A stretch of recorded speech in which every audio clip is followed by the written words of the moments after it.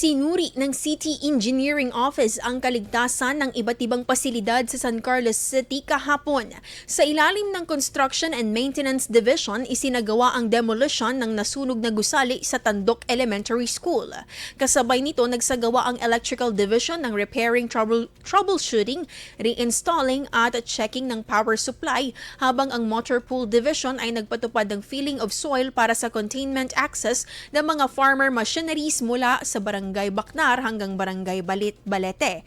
Nagkaroon din ng desilting sa Silted Creek sa Barangay Tayambani, Sitio Riverside at Barangay Turak, Sitio Angalatan.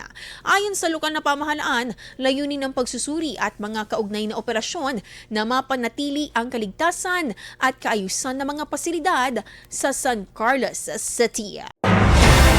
IFM News. IFM News. IFM News.